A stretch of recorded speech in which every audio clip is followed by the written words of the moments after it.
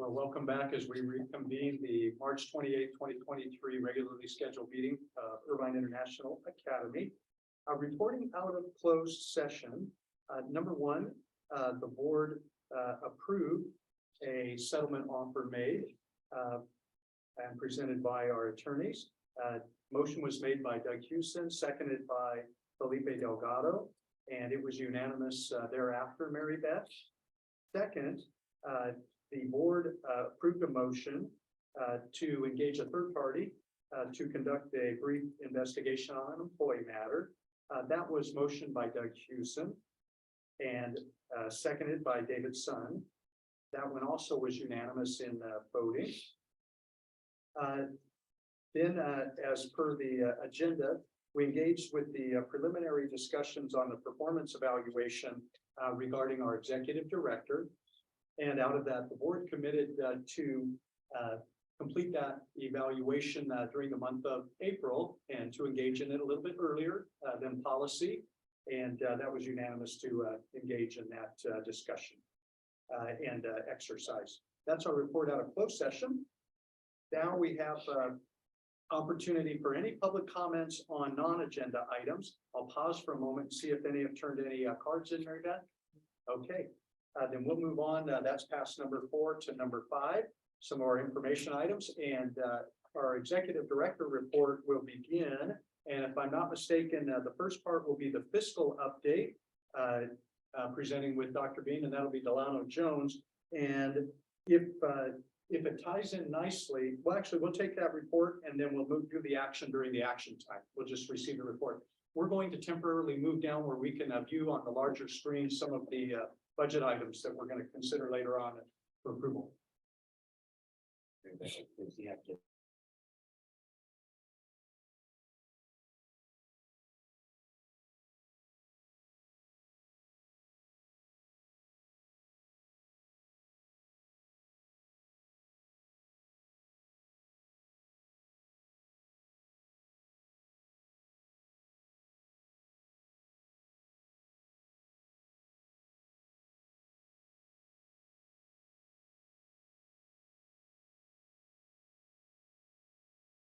Oh, okay. So that's a straight A, straight B, straight C. You know, I told Raymond that in every class they takes here, he has to sit in front. Keep you engaged. Right? Right? Every class. No, I definitely don't need a mic for these folks here. That's right, you're right, all right, we agree. Right in front of me. Yeah, we All right, already folks. register your voice in our mind. Yes. It's a very squeaky voice, but still a voice nonetheless. We're looking at financials through April. Forgive me, February. Yes, I want it to be April so bad for some reason. I'm not sure why. vacation. No. What is that? Wow. I've never heard that. I've never heard that word before. Vacation. What is that word? What does it mean? Our actuals through February. So let me set the table a little bit with some information to kind of give you some perspective on where we are and everything, right? So we're, as I would call it now, we're sort of getting to the start of the back end of the school year, right? We've had pretty much our attendance now locked in, right? We're pretty set. In the next 3 weeks when P2 becomes official, we will know what our true funding will be for the whole year. That's trouble with all of this because it's always written in pencil, and then April 15th we'll get a snapshot and they'll say, Delano, you were pretty close, you were right, you know, things like that. So, you know, this is why sometimes it's a little bit bothersome to give you a concrete number on revenues and things like that, because that target is based upon one specific time frame or snapshot in the course of the year. As you look at our revenues through February, again, our biggest piece of revenue is always our LCFF, which represents this blue area here of 1.87 million. Our federal revenues, which is a much slower trickle, 98,000. You can see here, most of that is comprised of 3 things now. So it'll be a remainder of our public charter schools grant, which is that reimbursable piece that we have to sort of expense first and then get reimbursed for that. So a small amount built into here. National School Lunch Program, which I'm not sure if Dr. Bean, I'm sure you probably did at some point mention that you guys were approved for the NSLP program. So you are getting the revenues for that, even though you are incurring the expenditures for that as well.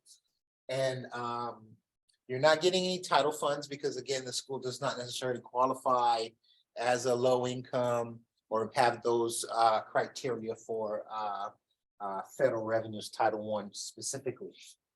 On the state side, what you're looking at here, special ed revenues, mandate block grant, lottery, things like that, small portions, but they add up a little bit, right? So we're looking at 123,000. You can see here where we are in terms of year-to-date budget, what I anticipate coming in versus our true budget there of 835,000. On our local revenues, most of this here, again, grants, donations, things like that we have built here. And you can see where we are here, you know, we've pretty much exceeded that number. And again, some of that was anticipated, some of it was not, right? And again, you know, there is some special ed dollars that's rolled into that number as well. Looking at our total expenditures, 2.4 million. I had budgeted about 2.447 coming in through the end of February.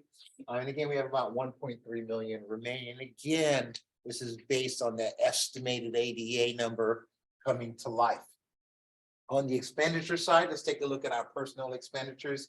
As you can see here, a little bit over in terms of our salaries for this year. And that's going to be an issue because again, that's just an issue, but it's something that we're aware of because when the school year started, we started off with a much lower enrollment. We've had to make some concessions and things like that. And Dr. Bean has done a tremendous job. And I can say for one thing, I'll give him the credit while he's here in front of me. And he's done a tremendous job in terms of inheriting a program and being able to take that and carry it forward now into February with very little hiccups. And that would have been a challenge for any person who stepped into that seat, and I'll tell you that. I'm glad this board made a decision with this guy because I can't think of anyone else who would have come in, and I'm buttering this guy up like no tomorrow, but it's the truth. To do this, to be quite honest with you. So I'm giving you guys a credit by singing him the praise because that's really where it goes. The decision was made and it was the right decision because without him, we wouldn't even be here, you know, because he is, you know, we discussed these things and hey, Delano, what do you think? Dr. Bean, we can do it, but you know, it's going to be a little bit of pinch, but I get it. We need to make sure that the school continues on, plus having the resources for the students. And that's the most important piece. We're going to talk about this with Dr. Beanie at some point. And again, this is our program site. And again, this is where most of that is, you know, we're over by 17,000 here. I can always increase that number, take from the net income here when I do that. And I know a couple of things that were in there that we did not budget for, one being the STEM lab, is it that? yes, those pieces that were in there. What is the name of that? It's called something. Thank you. Yeah. Services and operating expenditure 705. Again, here, these are just timing. I have us at less, but we have more here. Again, most of this, if I were to spread this out, you can see here a couple of the line items that I'm gonna, you know, I'll just ping you guys with, you know, some of the legal fees are a little bit above and beyond even what I had budgeted for. And again, that's almost hard to estimate a budget number for that because you never know how much is, you know, going to go into that overall. But again, you can see over here in terms of our personal expenses being that 1.74 million, that's, you know, almost half of our revenues or, you know, goes towards people. And that's, you know, and in any school, and I give you just a little tidbit on that for reference here, context. In any district, you're looking at this number here being roughly 75 to 80% of your budget, right? And if you do the math, you know, 25 to 20% left for everything else is almost impossible to have a program at that point or anything. But that's the reality in most places. What I try to do is make sure that we keep this number, and it's difficult to do that because people are important, right? You have to pay for those services. In a school, in a charter school, we like to keep this number here in that 60 percentile, right, if possible. as best we can. But at some point, it's inevitable that you'll start to see that number go north. Because guess what? Everyone looks around, they go, hey, this district is paying that much, that district is paying that much. That's just the reality of what happens, you know, and staff wants to be compensated on the level of their peers. So of course, that number over time will start to tick up as we go on. Toronto is, the difference in ratios where district school site might be as high as 80–85% on salaries. We have to keep it under 60 because we have to employ all the auxiliary staff that would normally be at a district level. Yes and no. Sometimes it has to do with bargaining units and negotiated contracts and how those get implemented and at what rates, things like that, number one. And number two, just, you know, the sheer magnitude of staff that they have.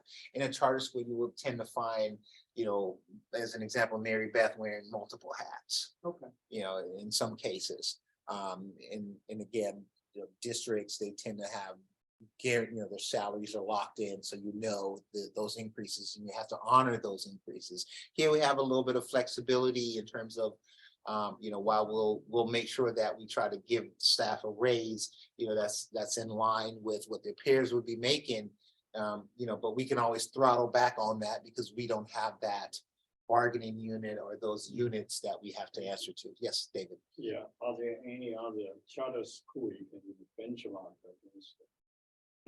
Yeah, it's, you know, I get that question a lot. And I always like to compare yourself to yourself, because sometimes when I do this, it wouldn't be an apples to apples comparison. Even if I were to have a school with the same number of students, guess what doesn't happen there? The same thing that happens here, right? So as an example, you guys have an immersion program. That's a wonderful program. To me, that is at the top level of, you know, when you talk about educating children, you know, they're getting the language, they're getting a dual language program, they're getting the arts, they're getting music, they're getting all of the cultural things that this school represent. I guarantee you, if I were to take you south about an hour and a half, you're not going to find that. You will get the basic A's and B's, or, you know, ABCs of education, and that's it. You're not getting those supplementary pieces, those enrichment pieces, which to me are the most important piece, because that's what really layers the foundation of your education. I can tell you this, when I was in school, I looked forward to art and PE and all of those things in music, those things drove me to school. You know, the English and the history and all those things, those are just things I had to deal with to get to the things that were fun for me, right? You know, so in that way. So when you take out those things, you know, it makes it less of a more robust or rounded educational program. So that's why I say it's hard to compare it, because I would literally have to, and I got wind that there's a little bit of competition around the corner someplace that may be coming in the fall, but we're not even worried about that, because, you know, we're focused on making this the best program possible. But it's good to know you have admirers and people who, what do they say? Imitation is the best form of flattery, right? So it's good to know that you guys are being imitated elsewhere. So that's great. Bottom line in this year, total expensive, 202.7 million. You can see our revenues are way behind that, right? Some 300,000. And again, it's par for the course and natural. In a case like this, although there is a little bit of a hiccup here with, you know, again, we have much lower ADA and more spending, for your revenues to outpace you at this point in the year. It happens like this. As I mentioned, they're really only 3 months, and I'll show you on my cash flow later when we talk about the second interims, where you're positive cash flow in those months. And again, it's what did I say in there? September, December. I told you it was a pop quiz coming, and then you guys forgot the third month. March or April? March. There we go. Good man. There you go. Mary Beth, page 2, please. I'll scroll down just a little bit so I can see the cash. All right. So we began 427,000. End of February at 593,000. But again, as you recall, this is that point in time now where we start to go back the other way, right? Because now we're going to receive less. And I'll show you that on my cash flow when we talk about the second interim. Mary Beth, jump over to the balance sheet really quickly. Yep, perfect. Scroll up a little bit so I can see a little bit more. Oh no, don't do all that. Yeah, there we go. Or if you just use your finger, you can go like that. It'll scroll really easy. Back up the top a little bit more. right there, stop. All right. As I mentioned, 573,000 in the bank. You can see here our treasury amount was 113, cash in the back 479,000. Anything major on here? This is an amount we paid back that we're waiting to get back from the state. Prepaid expenses here, 35,000.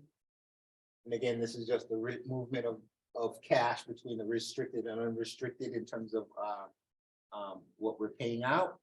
Total assets of 650,000. Mary Beth, scroll up a little bit more, please, so I can see the liabilities. So, yep. A little bit more, stop. Couple of things I want to point in on, right? When we talk about the receivable sales later, or when those do come up, you'll notice here that there's a place on the balance sheet that we have for that. As you can see here now, that 0, right? Someone mentioned the loan earlier. This is what's left over. We had 250,000, so we've made decent headway here, and it's on a schedule, so we know it's 6 months of payments, then we don't pay for 6 months, and 6 months of payment, things like That's the that. one with the low cost. from the Yeah, state of yeah, California. yeah, literally. At this stage in the game, I would say that's almost interest free, considering where interest rates are. Based on that. This is the line item here that I like to look at. So this is the unearned revenue, meaning that we've received this in cash, but we don't have the expenditures yet to tie back to it, because a lot of this is restricted monies, right? Some of it from your own local donations, right? You know, the K Foundation, things like that. We have it here because our auditors, and I have fought with these guys over this, but neither here nor there. But I would like to have that without restrictions, but because it comes to you that way, you know, we have to make sure that we honor those restrictions that are placed on that. So until you spend it, and you are spending it, it's just a much slower, you know, rate that you're spending it at. So this number, you know, it'll go up and down depending on what we recognize during the course of the year. And this will carry over obviously year over year until this zeroes out. And then your vacation liability here, or sick time liability. So your total liabilities is 769,000. You can see where our restricted and unrestricted net position was at the end of the year last year at 376,000.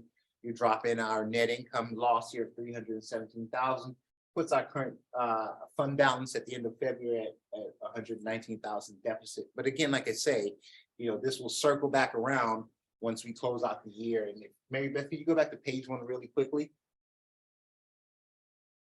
And you add back in our net income of $91,000. If this number stays true, right? We'll add that back into our bottom line at the end of the year. So this is your expenditures through February. Mary Beth, if you can click the check register really quickly. I'll show you. You can just kind of scroll through slowly. I always like to give the board a chance to digest some of these. And again, you know, you guys get the this. So if ever a question comes up and you don't want to ask publicly, you could always email me and say, hey, Delano, I saw this thing on there. What is that? And I'll give you all the details that you could possibly want about it. Because again, this is your information. There's nothing to hide here. It's just more or less to share. You can see here at the end of February, all expenses related, 466,000 went out the door. I'll take any questions you have on the February financials. And if not, Mary Beth, can you click the one that says second interim there? And then can you do me a favor and hit that plus add, there we go, a little bit more. Let's go to 100%, why not?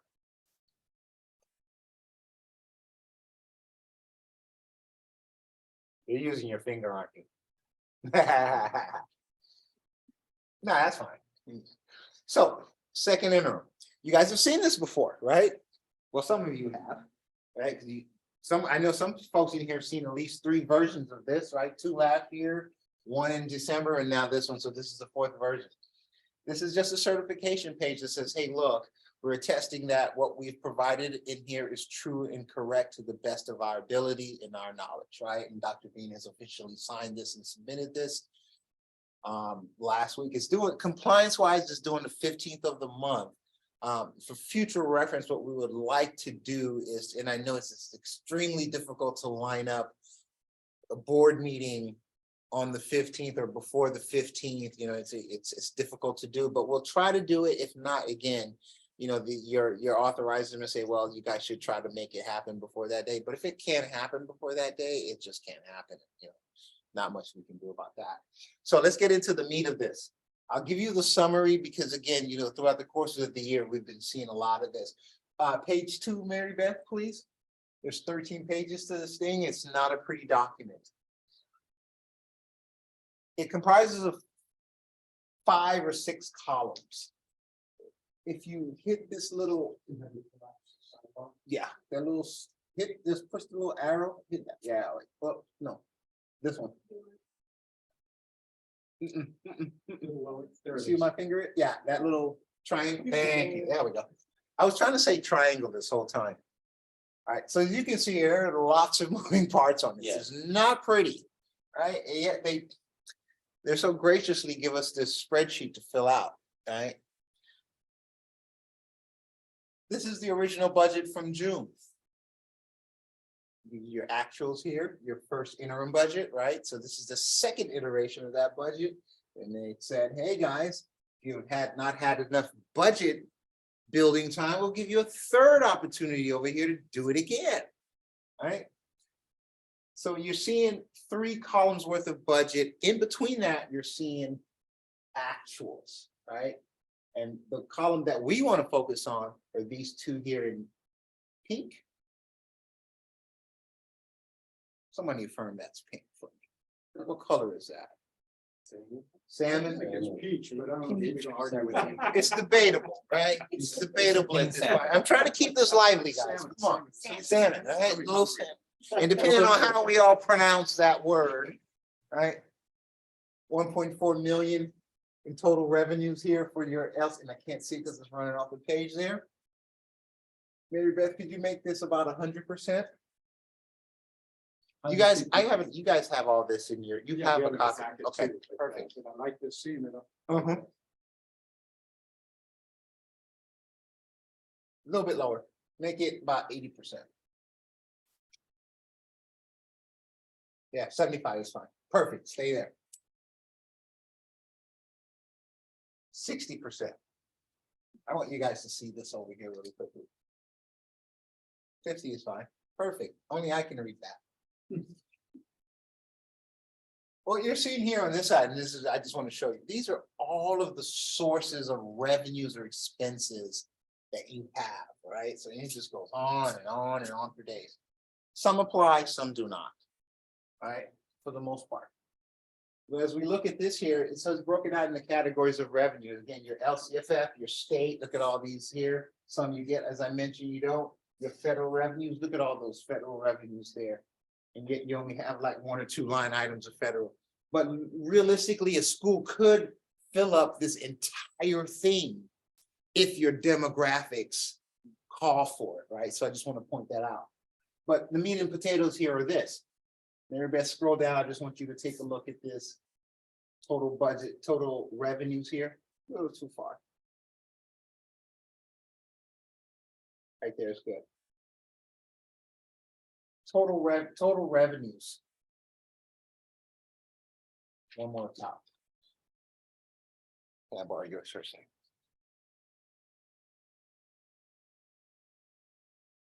This works better on a really small computer. Like, just to give you an idea of how long it takes to complete this document, it's about a 4-hour workday for one of these. Because literally I have to type everything by hand.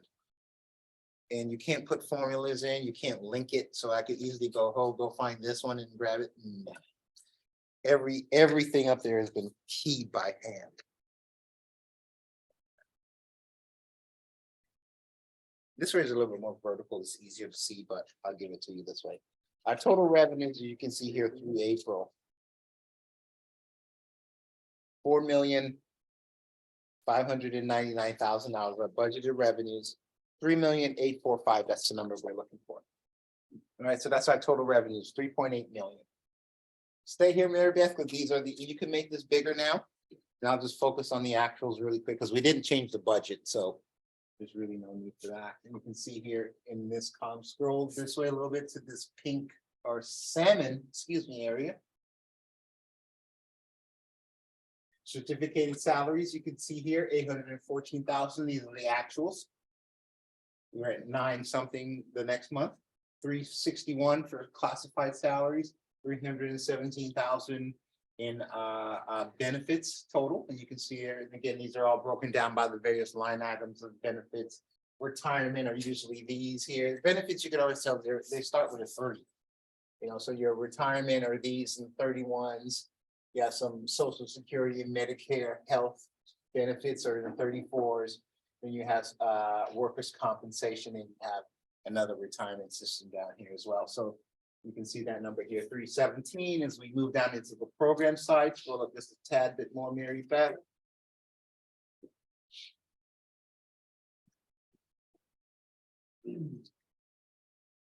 Guys, okay. A little bit more. Perfect, stop there. 581 for operational matters. Total revenue, total expenses, 2.3 million. That can't be right. Scroll up. 3.8. Looking at the wrong column here. Keep going, Mary Beth. The other way. Yep, next page. Go to page 3. Skip page 3. We just covered that. Page 4. All right. This is the, if you will, the net income here line, as you can see. So through January, actually, we were 388 down. So now we're starting to go back the other way, 319 through February. So, you know, come a long way there. All right. And this is just showing where we're projected to wind up if we stayed on this trajectory here, right? That's what that 188 is. This just shows our fund balance where we began the year. Right, so we began the year with a fund balance of 198,000. And if we add back in our net loss, that's what puts us here at that. Scroll down, Mary Beth, this to the balance sheet section. So this report covers multiple areas. Go to page 5.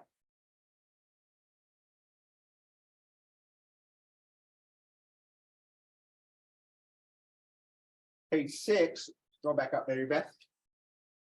Go to page 5 only.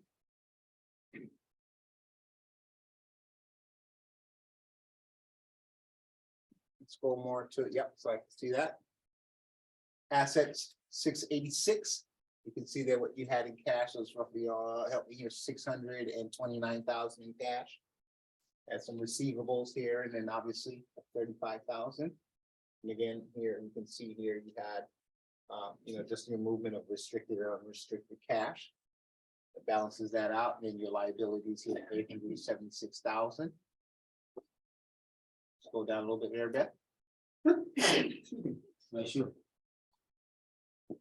And again, as I mentioned, that puts the fund balance at a deficit of 189. All right, now, page 6, please. Show you guys a couple of things. So these are now just projected budgets for the next couple of years. I always go past this because, again, you know, we haven't even really developed. We're starting to develop next year's budget, but these folks want one estimated now. We give them one for compliance purposes. It's not even worth reviewing because, again, we know that's going to change as soon as we get into this budget building area. And I'll talk about that in terms of timing, when we do that, the process and stuff at the end of this as a summary. Next page, please.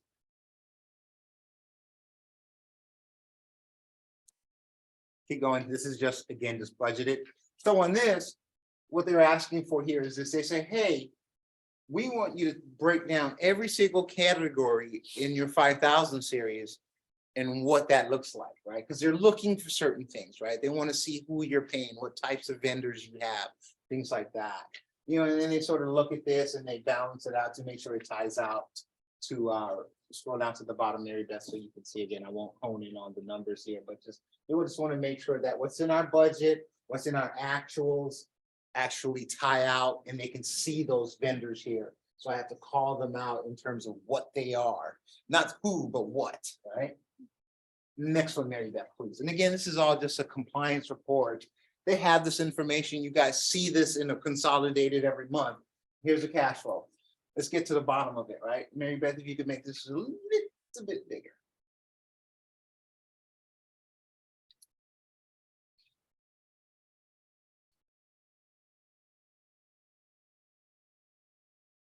Show me January, like scroll so I can see the header up there. I just want to get a fix on January, right? Right, here's January, right? If you take a look at what we receive in revenues, right? This is saying we're gonna get 216,000 in revenues, but guess what? Look at our expenses. Why? Twice as much, right? And again, as I mentioned, here we come to February, here we come to March, right? March, Brent, as you answered correctly, is one of the higher months for revenues, right? We're gonna have 346,000 there, 292 in expenses. But again, here, look at our cash flow, right? So here I have us projected, we're roughly in the $600,000 range. But again, depending on these expenditures in here, right? And again, these are budgeted expenditures to a larger degree, but we know that we're probably gonna add a few things in here along the way, right?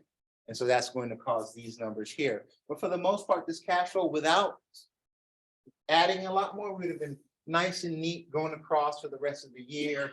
And as we get into May, you can see here where we start to, cash starts to really nose over a little bit. And as we get to the end of in June here, we were about 177,000, which at that point would have triggered us to go back and go, hey, let's get ready for next year. Let's get our friends, our capital partners to the table, things like that, right? So that's how in an ideal world, this is where I would be, right? So we're still on course for that. And again, you can sort of see, just the moving parts here in terms of our expenditures and things like that. But cash is okay until we get to a place where it's not. And we know where that point is right about May, June is when we start to see that becoming a thing, right? And then we have contingencies for that as well. Next page, Mary Beth. Then these are just the assumptions for next year. And as I mentioned again, as you can see here, we conservative budget wise for next year, right? This holds nothing because Dr. Bean and I will have a much more comprehensive, realistic. This is more just for compliance purposes to satisfy the authorizer. Next page.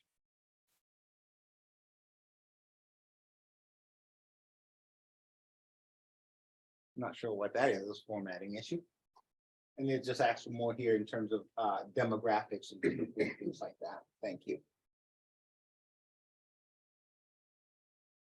That is the interim report. In a nutshell. And this one, like the others, requires the board approval, and then Dr. Bean will sign and send it. Is that right? Yes, and we have, is there an attorney in the room? Oh, darn, I thought I was gonna use this word I learned.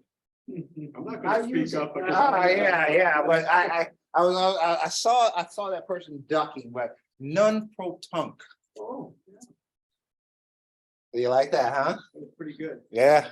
What you use when you subpoena something. or someone. Or so you do the action later for now or vice Yeah, versa, something to that effect. Yeah. I just know how to use it. I have an attorney on another board and that's. So I did learn it. Latin phrases, you go Yes. way up. Nunc pro tunc. It's a very nice word phrase. Mary Beth, you can close this, please.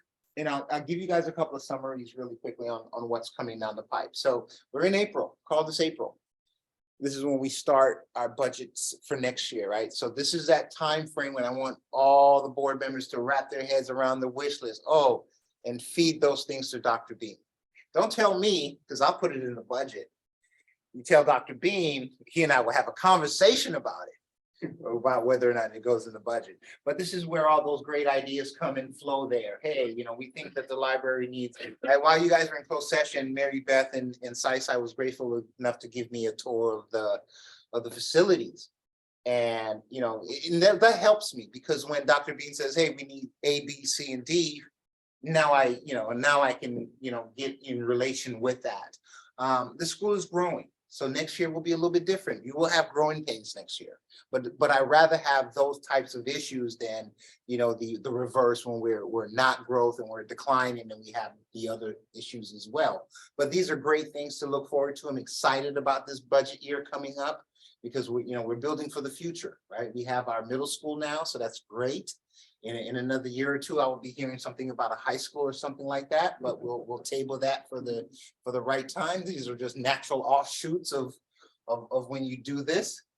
So we'll spend April in the planning phase. Dr. Bean and I will bring a preliminary budget in June. This is just for us to dive into, take a look at things like that, get more feedback. And then obviously at the June meeting, we'll have the official budget approved. So there'll be 2 months here of lots of budget talk and discussion. So, be prepared for things like that. And then obviously, like I said, this is that time when all of that information gets funneled over to Dr. Bean so he and I can, start to work on that.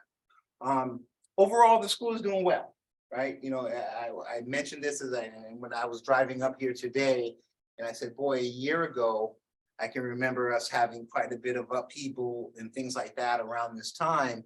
But, we've settled, and I did ask Mary Beth, we haven't heard from the authorizers. And I said, that's a great thing, because when you don't hear from them, that means everything is going great. It's the weirdest thing, is they're the exact opposite. You only see them when there are issues. So since they haven't been around, they haven't said a word, they haven't done anything, that means you guys are doing all the right things. And that's, kudos to you guys for that, for really putting a blanket this year on a lot of that. And that starts with Doug's leadership, of course. Any questions on the interim, the budget planning, cash flow wise? I know we did talk about a little bit of that in terms of the plan and the process that we're going to go through for that down the road. I will certainly, have Dr. Bean in the loop on that. And then obviously that approval will come back to this board, possibly May or June, depending on when we decide to squeeze the trigger on that. Board members? I got it. Yes, sir. So are you aware of our gala, celebration gala that we're, I saw it on the website today. okay, so we have income from that, we have people paying into that. How is that fund? What line items is that on? Local revenues. That'll be local revenues. Yes. See an individual line item that we could look at. Absolutely. I could share with the board. I have another report.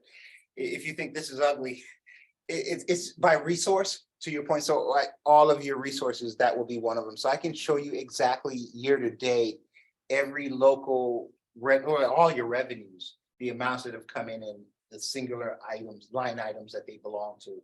So the K Family Foundation, the Hogues, things like that. The PTO. I believe you guys had another and the current fundraiser that we're doing. The donations and things like that have come in through that. We capture all of it and we code it by resource, so you guys will see That'll be those. one that I'm interested in. Absolutely. As a matter of fact, I'll send it to Mary Beth and have her send it to everyone. And then that way you guys can see it and it will call all of those out, how much we receive year to date for all of those. Also, If you don't get a better offer, I have a seat at my table for you at that fundraiser.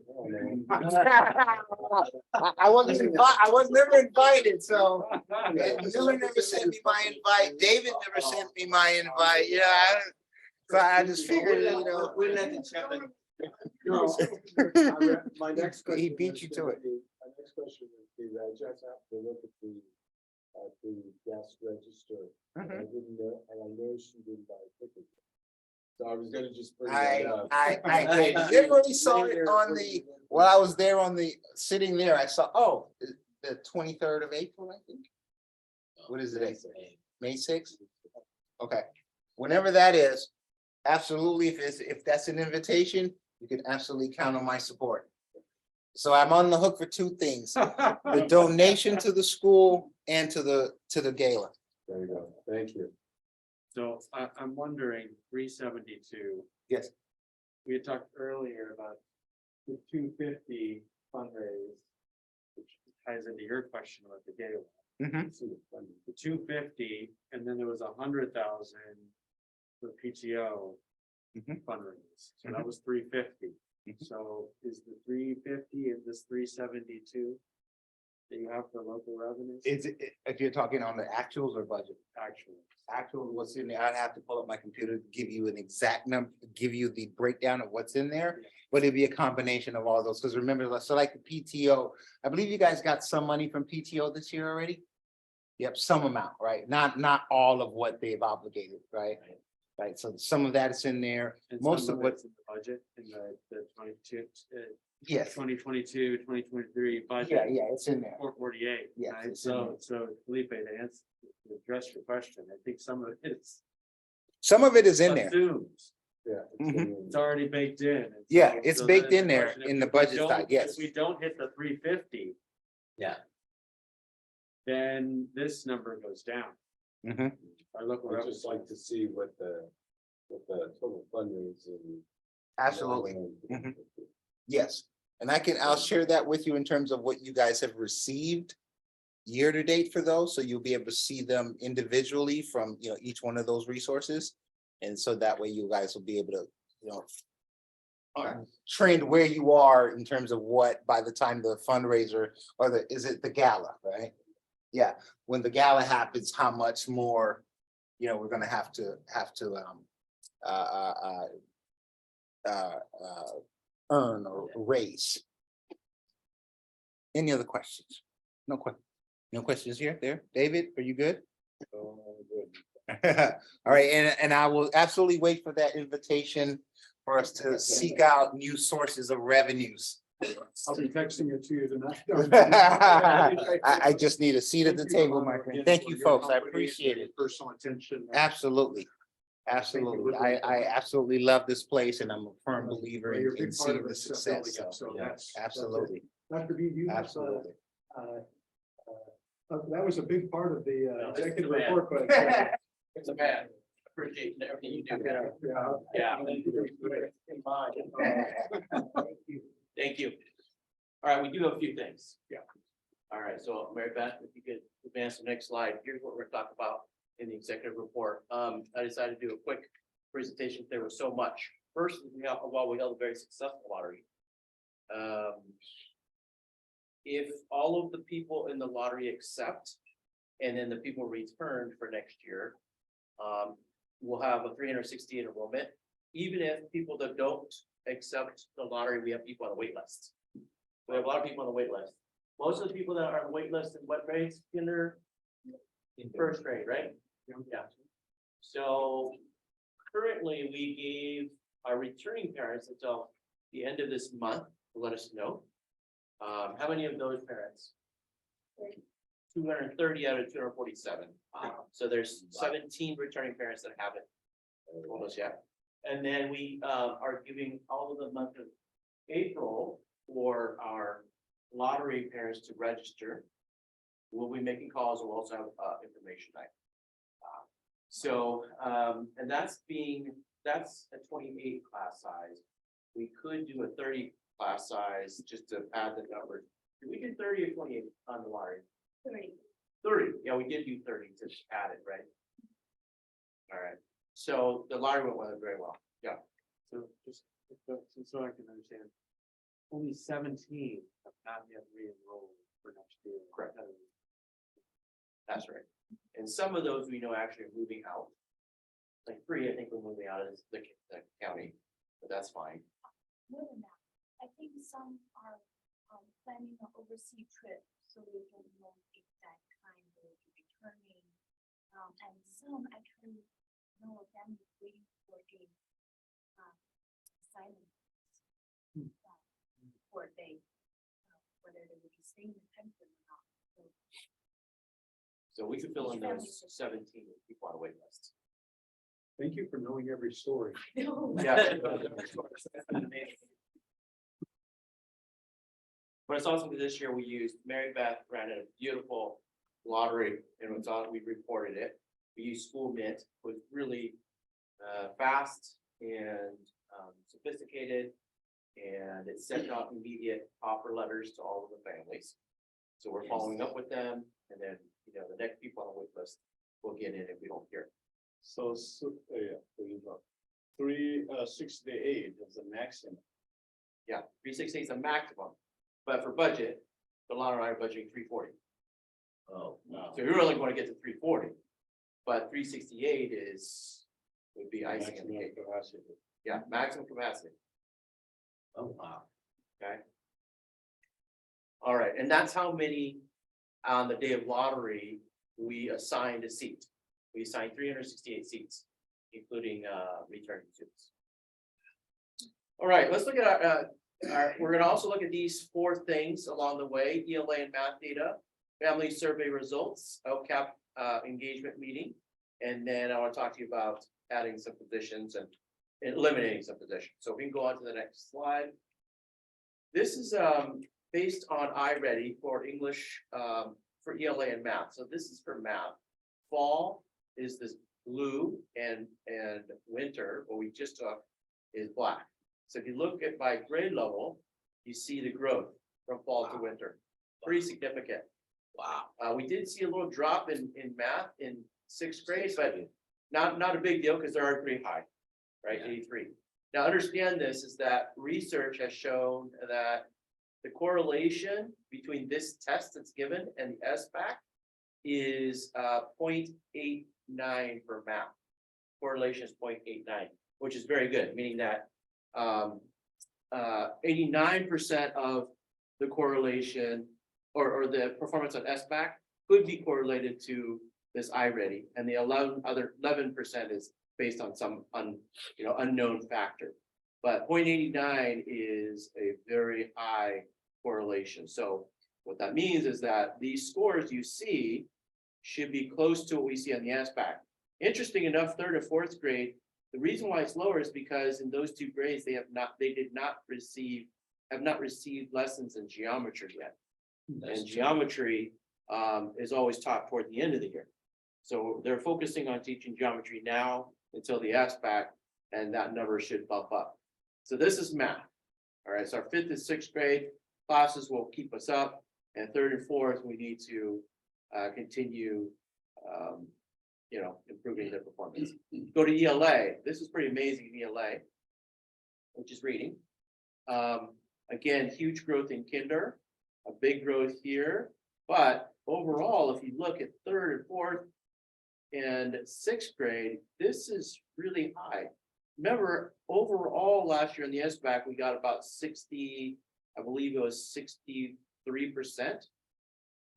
If we trend the way we're trending on the iReady, that SBAC score is going to be higher, way higher, which would be fantastic. So we have some work to do in 5th grade reading, 69%. But remember, these are the testing grade, 3rd, 4th, 5th, and 6th grade. So ELA looks pretty strong. And we did put a lot of emphasis on ELA this year because that was the lowest performing score last year. So how do you roll this actually into the class? Great the question. results of this? So what happens is, a couple weeks ago, I required them to do what's called a cycle of inquiry. So they take this data, for instance, let's take kindergarten. The kindergarten teachers took the data and saw that 82% of their kids met or exceeded proficiency in their reading. So the other 18%, they looked at the standards and they looked at the students and they identified who those 18% are to give those students support.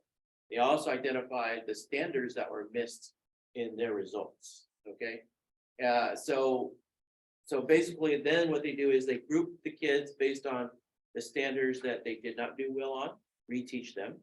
Sometimes it's a whole class, so they'll reteach the entire class. But that's the kind of analysis that was done using this data. Okay, so for 5th grade, well, if we go back to geometry, go back 1 slide, Mary Beth. So 5th grade, the other way. Okay, so I'm sorry, 3rd and 4th grade in math, they know that most of the missing standards was geometry. So what they do is they identify those kids that did not understand those standards and really support them in small group, or if it's necessary, support the entire classroom in that particular standard. Does iReady give us any national standard or California standard or something? Yeah, iReady is all based on Common Core standards, Common Core data. So would we see, let's say, another bar We would see we would see the standards and how they did in that standard. That's what you're asking. Well, what I'm asking is other kindergartners Oh, in yes. Orange County or. Gotcha. Irvine or. yes, it gives us that individual by individual students. I did not find that report. It might have it, that report where there is a line that tells us the national average. Yeah. That's a good Something point. like that. Yeah. I'll look for that. It does do it by individual students though.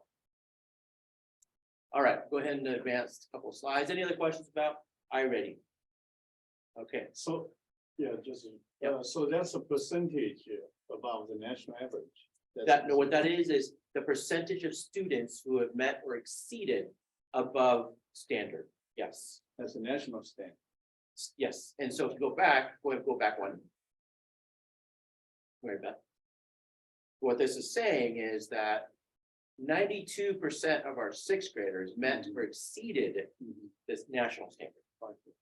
Okay, and that's a huge jump from the fall. So they made a big growth, and that's really what we want to see. We want to see growth, obviously. But what we don't see is the average, say in Irvine, IUSD. Correct. We don't see another, there should be a third one there. Tell you the average of IUSD. Yes, we would not see that for iReady because I doubt that IUSD would give us access to that data, right? But what we will be able to see that with the SBAC. And remember, this test is about 90% correlated to what we would see on the SBAC. So we're almost 1-to-1. Yeah. Okay, So on average, the first graders, as compared to the kindergarten and fifth to sixth. And basically kind of, that's in all the classes, it's not, school-wide. Correct. Take a look at the average, as first graders, didn't catch up, someone catch up with you. well, you can look at it two ways. You can see the growth is 27%. Yeah. Right? And so that's pretty much in line with these grades in terms of growth, right? Now this is astronomical growth, Right. but what this means is that when these first graders were with us in kindergarten, maybe they didn't get that foundation. Yeah. And it is likely because many of our first graders are native Mandarin speakers. So they would have a little bit more difficulty with the English reading. Yeah. Now, How's he doing math? That'd be interesting, first grade math and English. oh yeah, okay, go ahead and advance backwards, 1. So 29, so here, see 36. So they came in still even low, right? Both in reading Yeah, and both. math, first grade. But the current teachers have made a significant difference. These are really big growth. Yeah. So it's basically the first and second graders. Well, basically, in winter, right? They made big improvement. Yeah. Bring pretty much, bring to the same level. So the third and the fourth. I think the thing to remember too is that the standard in first grade steps up, right? From kindergarten to first grade, the standard at first grade is higher. So they may seem low at 36%, right? The original, what is it, math ball? Yeah. They may seem low, but don't forget the standard is high. Right, and yeah, Between kindergarten and first grade, the standard is now higher. So for them to just walk in the door and reach 36%, so to speak. That's yeah, obviously you want that higher, but then as they go on, it's still the same standard. Now they're up to 64. It'll be interesting to see, next year, right? You can trace it back to see how these. exactly. Yeah. I'm excited about that for next year, Right. because we'll have this year's data to compare. Yeah, aren't a lot of these teachers, especially in this first, second, let's say first, second grade or lower grade, are they new? Dr. B, are these newer teachers? We have one, let's see, in first grade, first grade are all new teachers. Yeah, they're all new teachers. Yeah. So, and kindergarten, are they all new? Kindergarten, the English teacher is not new. And that's who's actually giving this test. Yeah, So this that's is a the pretty, math. that's This is the really math. big. Yeah. So, So what I'm getting at is that they're coming in from the standard of last year.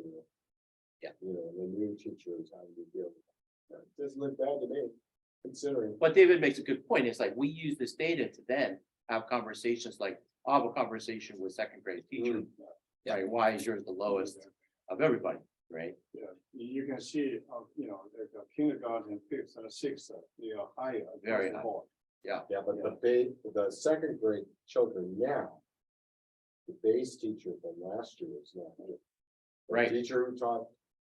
The second or the second grade, because they first grade last year, That's right. that teacher's not here, so. Yeah.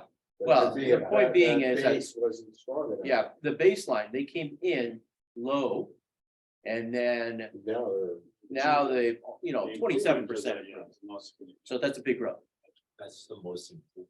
With our new second grade. Yeah. Yeah, it's good to see that. so at the end of the year, what's the goal? So- Over 75%? Well, the end of the year is if we are close to 1-to-1 correlation. We want this number to be higher than what we had on the SBAC last year. So for math, we need these 4 grades to average above 80%. To perform the same as last year. It Okay. sure looks like it's on track. And additionally, when we say, hey, you know, in math, we are the number 2, in USD or science, we're going to number 1, and you got to live that state, right? You That's have right. Something to compare with to some of the data in IUSD. That's right. Yep. Now, what the lesson we learned is this, that we have really good data for English, reading and math. And we don't have this data for our Mandarin. Yeah. And so I'll tell you what the plan, some of the suggestions have been as we go through this report. But in all transparency, the teachers across the primary teachers have using an assessment, Mandarin assessment. And the upper grade teachers aren't using that same Mandarin assessment. They're just using their own classroom assessment. So there's not an alignment as there is in the English component. So we got to change that. All right, you can go ahead and advance. We're just going to go ahead and I gave a family survey. And asked a series of questions. We're just going to go over them quickly. What you want to see is on a survey, those who agree or strongly agree to be above 80%. 80% or higher for a school is excellent score. 70 to 80 is good. And then anything below 70, there should be questions about. So my child's English teacher truly cares about my child. Here we see a score of about 85%. 86% agree and disagree. That's really good. Next, my child's Mandarin teacher, about 87%. So it's on line with the English teachers, about 1% off. But also that's very good. Truly cares about my child. Keep going. My child's classrooms have a clear code of conduct and set of rules.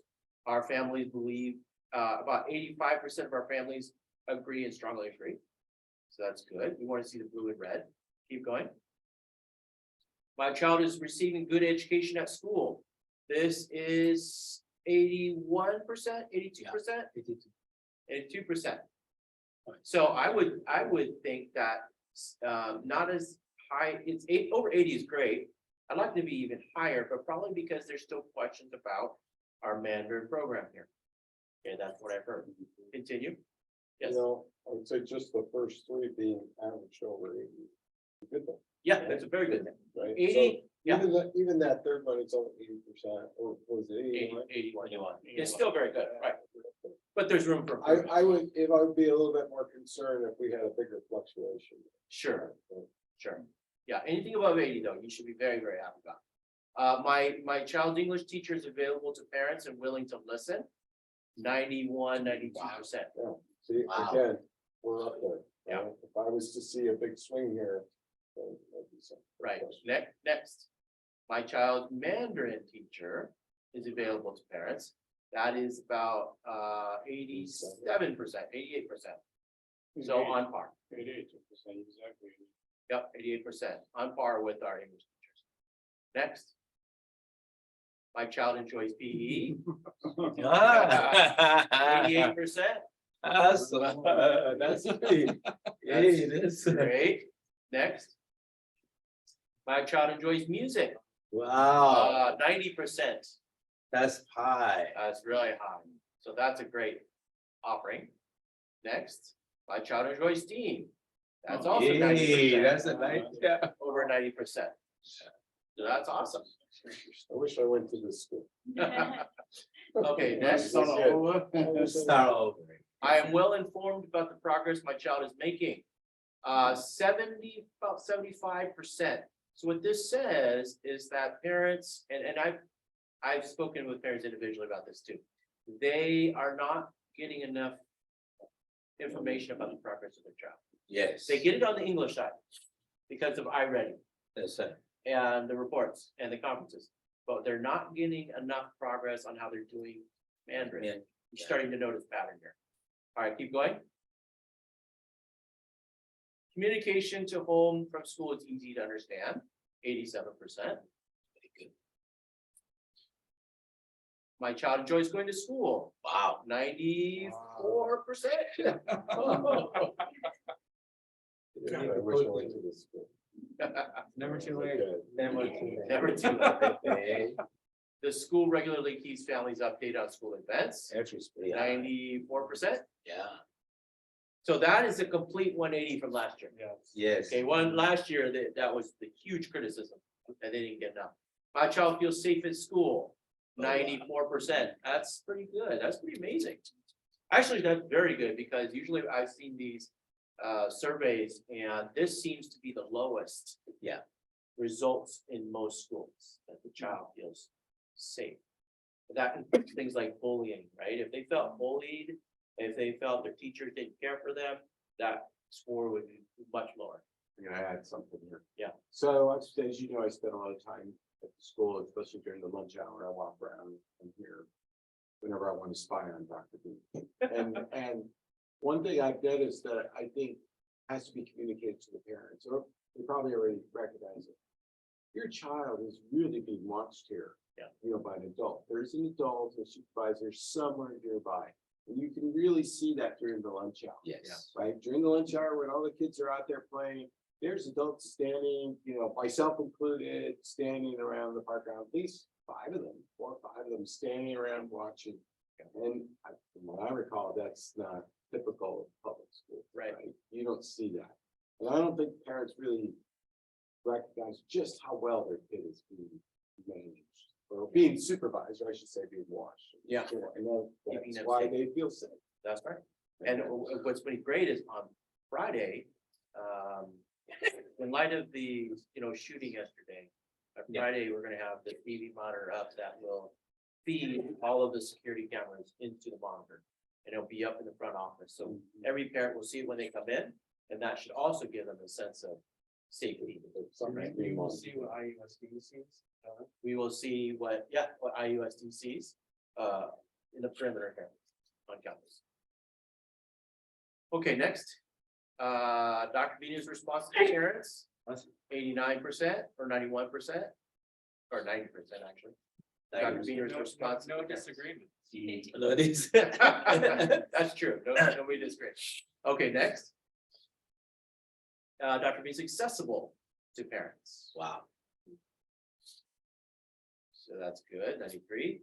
Has a clear vision, so that's about 88. I'd like to know, go back one, I'd like to know who that one person is.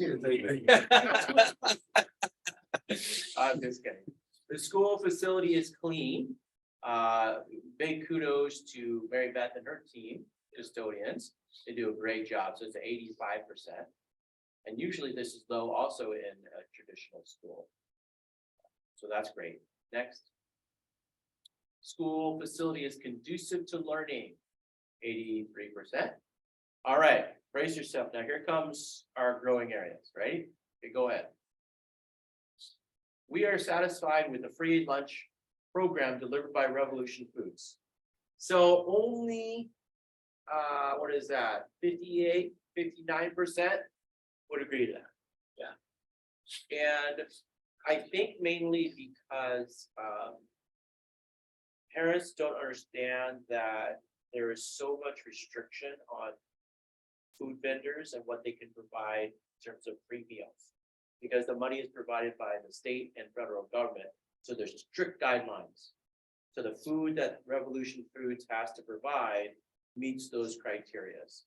And does it look pretty? No. Is it sometimes not that great? Yes, so. If you're No going to challenge. the restrictions for fat, you'd starve. Yeah, You'd never buy this because the food they have to produce has so little fat in it. Yeah. It doesn't taste good. yeah. Yeah. I mean, it tastes okay, but they, you know. Now, I would say some of the offerings is pretty good, and you can tell which meals are more popular than others. Hot dogs goes by pretty quick. Yeah. Today, there was a chicken salad sandwich. As an adult, I thought was pretty good, but the kids. Oh, yeah, everybody. Kids did not like the chicken salad sandwich. What about the food substitution? That cut down because they were doing a lot of that, you know, this wasn't available, so there was something else. Oh, right, yeah, I haven't heard lately that they've had a substitute. So I think they've gotten a little bit better about that. But so that you know, we're going to do a request for proposal for different food vendor. Yeah. Rev Foods will still be in that mix, but we'll have a RFP and maybe we'll find another vendor. But I will say this. I know of 3 different vendors and they're all the major players and they all provide the exact same food, Oh, not much different, Yeah, Okay. but maybe a little variety. right? Even if it's slightly different. Yeah, I mean, great to look and see what's there. But this survey was purely on what people thought of Rev Foods. Next, here's the other one. So we are satisfied with Strategic Kids as our after-school program, wow. 56%. And a lot of them were neutral. Now, this would make sense because not all of our kids are in the after-school program. Yeah. Okay, so therefore the families, even in their comments said, well, I can't really comment on it, so we'll just put neutral on it. So if you normalize this and presume that all neutrals were non-participants, Yes, if you're dramatically positive. then it would be higher. You know, I would add my 2 cents here as a parent. I think the quality of the program last year was It was, a lot better, yes, a lot better, yes. right? This program this year is just babies. Yeah. Compared to what was going on. Oh. So that would be my opinion as an adult. And my wife shares that opinion because she reminds me of it Huh. constantly. Totally agree. you know, And so the irony- I'm not surprised to see it. Yeah, and the irony is that we ran the after-school program last year. And the irony is we got in trouble for it. Yeah, well, You know, unfortunately, yeah. that's the situation. So But has Strategic Kids seen this? Not yet. So there, I want to show you guys first, and then I'm gonna show them. Yeah. So, I mean, we'll have to go back one real quick.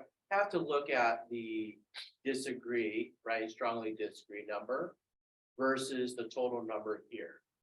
That should tell us something, and then get rid of the neutrals to Doug's point, right? And then you look at the comments. All right, next. Does Strategic Kids do a survey of That's a good those that are question. enrolled? It's a good question. They should. They should do a micro survey. Yeah. We should So ask we them. have access to it, and what is it that you don't like about? I think that's very good. Give them the feedback Yeah. that they need to improve their program. I think that's a great idea. We'll mention it to them. All right, okay, so, there were comments and I used those comments to build themes, and so we'll talk about that. Last week during Coffee with the Principal, I held a LCAP engagement with parents in which they shared with us what their success, what they believe the successes of the school were this year, and what they would like to see improve next year. So here's just some of the things they saw as successes. I'm not gonna read them all, but you can read them. Many of the parents did say the Chinese instruction has improved overall, which is interesting. I would say that the non-native Mandarin speakers would say that. Well, even the native speakers, so.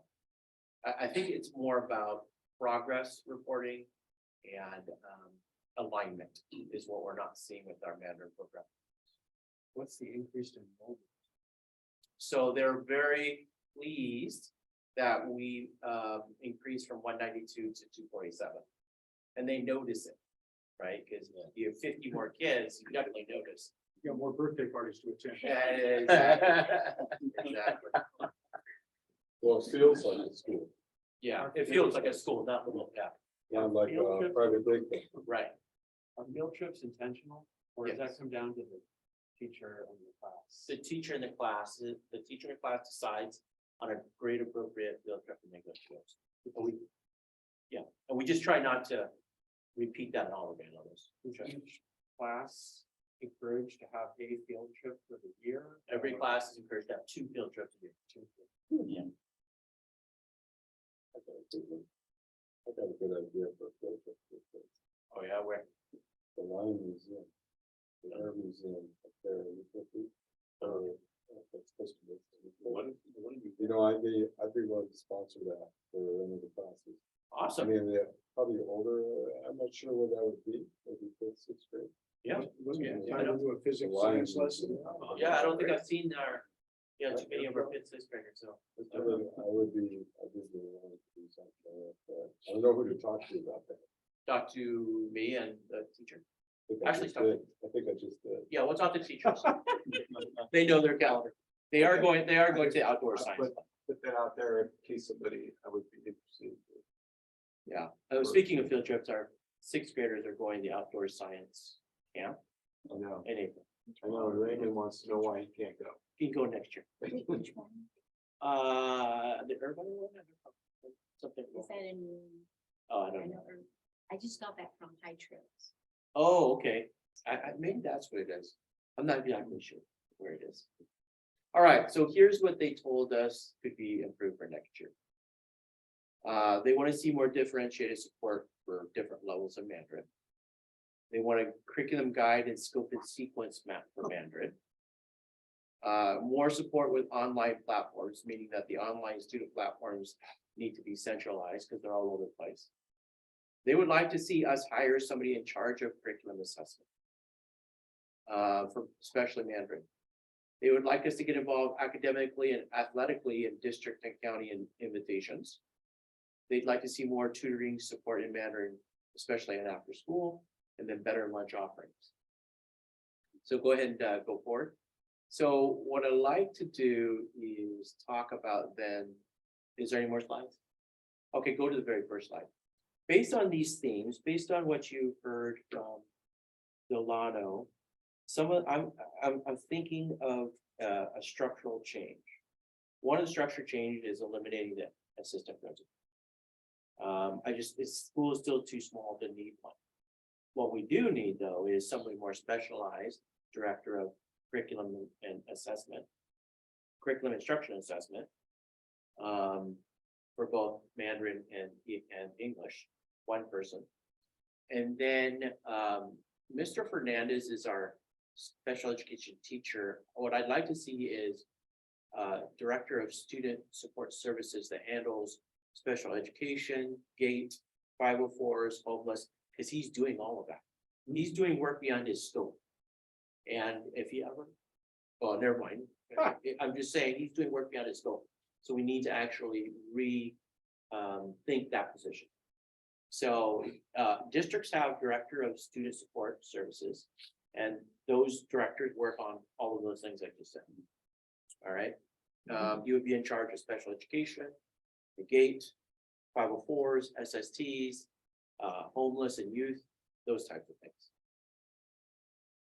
And then the third position would be an intervention specialist.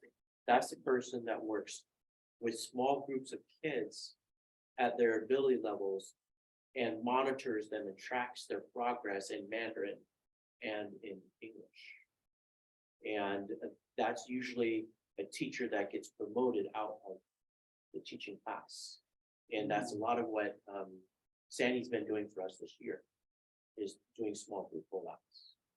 So that's what we're gonna restructure the admin team to include director of CIA, curriculum assessment, instruction assessment, director of student services, and response to intervention.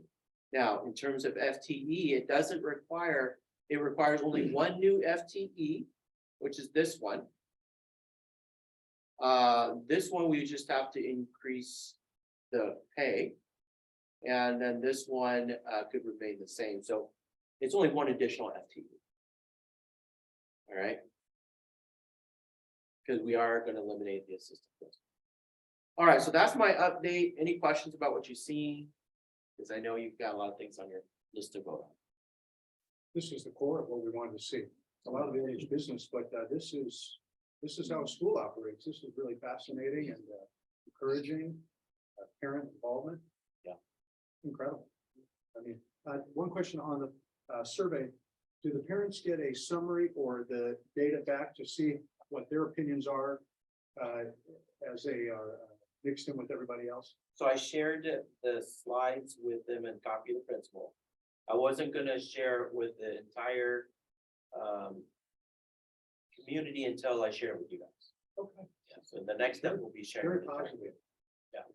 I think that's a very good idea because when I talk to parents, there are some negative news, and I think those negative. Let me back up there.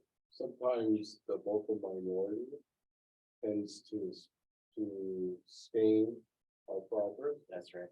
And I think that seeing that survey will put kind of squashes that negativity, right? Great Because point. I don't see anything negative. Like I said, I wish I had come to the school. And I think that's what the image that we need to portray. But one thing you may want to do is for the areas that we're gonna be working on, you may want to say. These are the areas that we're working. on. Yeah. Okay? I mean, you gotta have an action plan for the areas in development. Yes. And those go into the LCAP, which I'll present to the board in June. Yeah.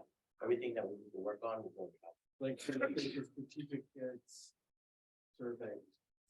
You're gonna send that out.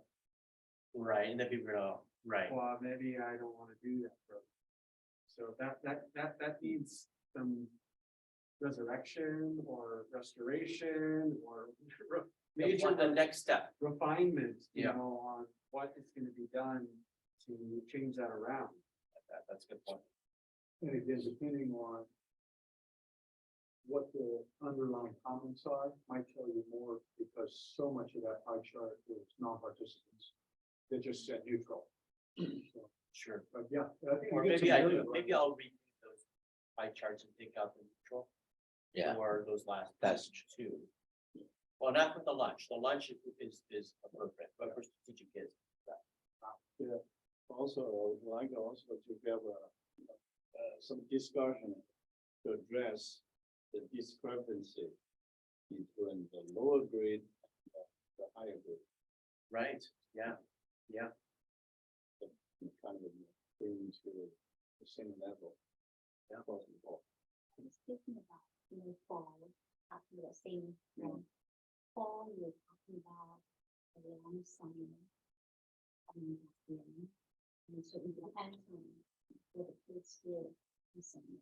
And some probably continue to go to theater and so on. And so that first one usually is so it depends on the Summer walks. summer. Yeah, that's what they call that. Yeah, so if you see that they all improve in the winter, that's what happens. I would say that also strategic kids has gotten a little bit better, Right. right? Thank you for mentioning that. I was gonna say it, because my work hour is actually after school hours. And I know the time when the survey was taken, strategic was in the transition of management. That's true. Right. If we take the survey right now, it will be there. They're offering spring break, and they're also offering summer school. Also, under the recommendation, there's a science club. Helping science. Yeah, that's a great one. And then the 4 weeks, At a time, and I think they're even more. Do we know the enrollment? Is it still 80 kids or? I think maybe more than that, only because they cap at that time and then they were looking to hire more personnel. And then some parents, they had their kids on wait list, so they're still trying to get in. After they hire more personnel, they have admitted, maybe might be to a hundred. Last year we had 140. I know. Yeah. And That's- 80. It was 180. Well, we also had twice. We had 30 Oh, yeah. kids. But yeah, I know, they promised that they would staff our needs, right? They haven't necessarily. All right, we'll continue on with the, of course, thank you, Dr. Bean, and Dr. Bean, I don't know if you have discussion in the future, it's not, we could free you, but you may have some.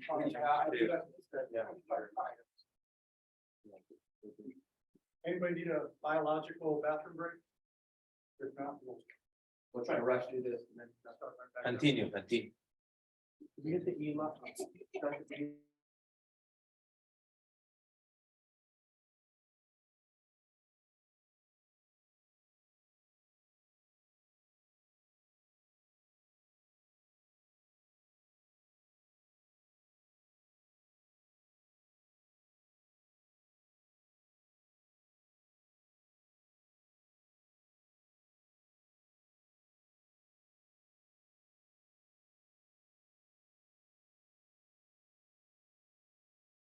Another one. What do you say? I'll represent you and present your check. Oh, that's right. It's 340. All right. I read it.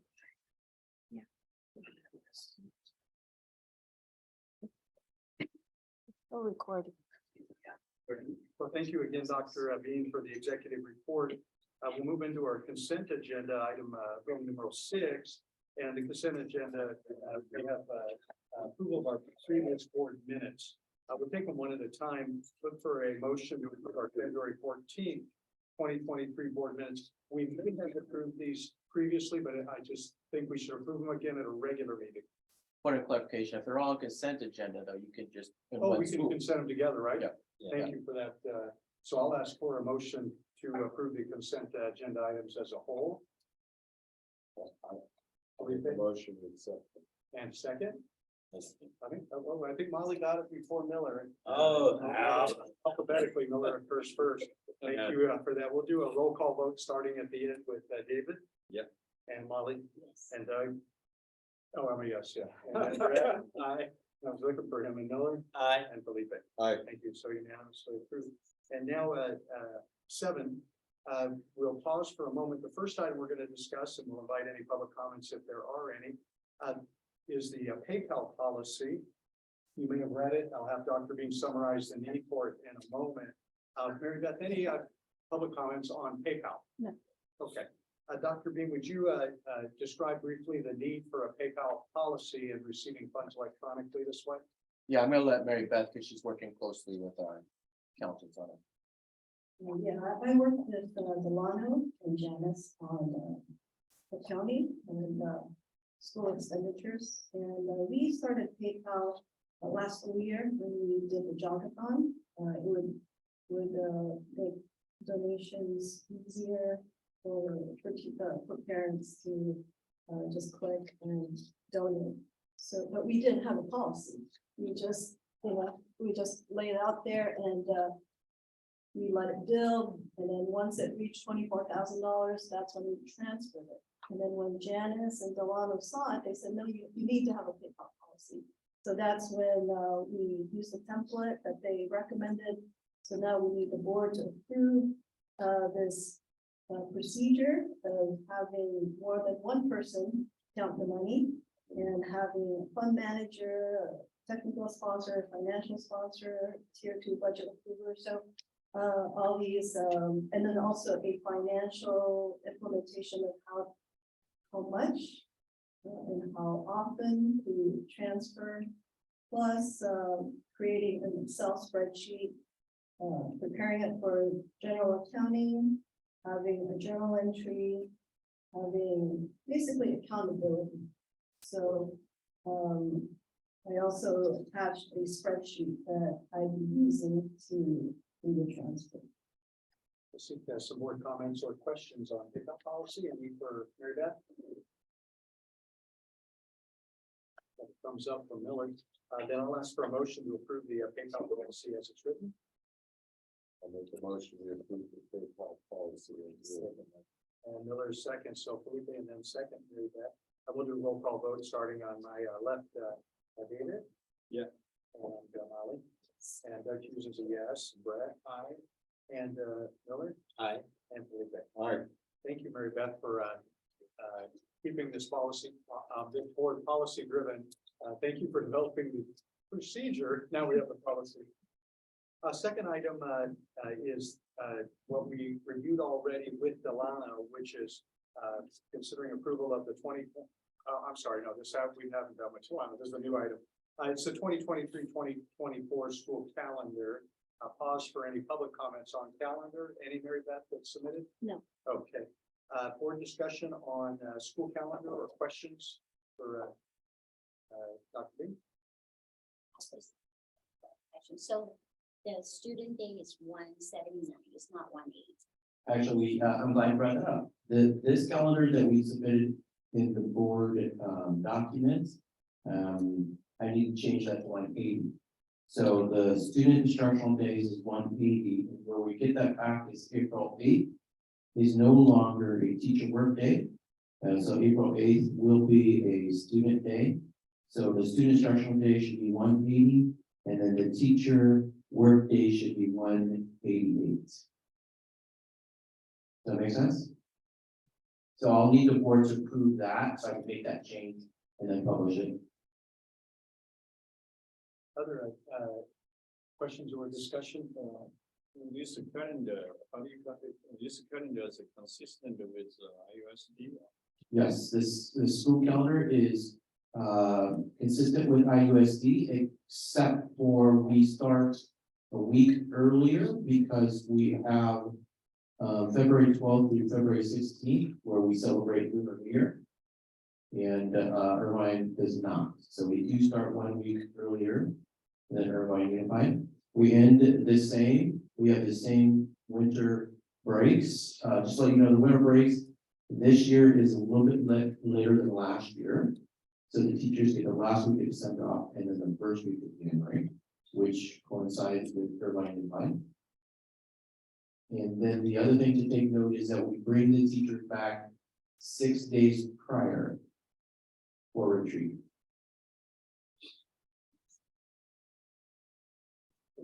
Any other comments or questions? So I'll move that we approve the 2023-2024 school calendar as amended with 180 school days. And I think you've made one change in April, is that right? Yeah, April 8th. Yeah, with the change to April 8th. Second from the next board member? I think David seconded before you got there, Molly. We'll go for a roll call vote. David? Yeah. And Molly? Doug is a yes. Brad? Aye. And Miller? Aye. Anthony? aye, Thank you for putting in that and getting that out so early. It's really helpful for everybody.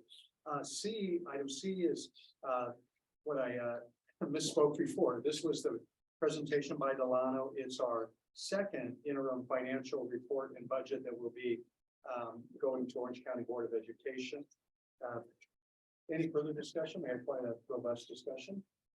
People like they've got a chance to comment on it or question it.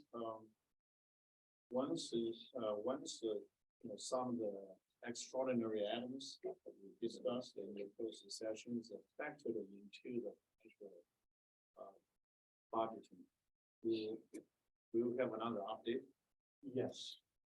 Yeah, before you're finished about the final and third update, then we'll also, just not too long after that, we'll be having the next year's fiscal budget worked on for 60 days and we'll present that, decide on next year's budget. But it's true, 2022-23 does have the future years, but they're not refined yet. Dr. Bean and Delano will have quite a bit of time on that. And we will as well. We'll get to see a number of iterations and comment, set priorities. Very good.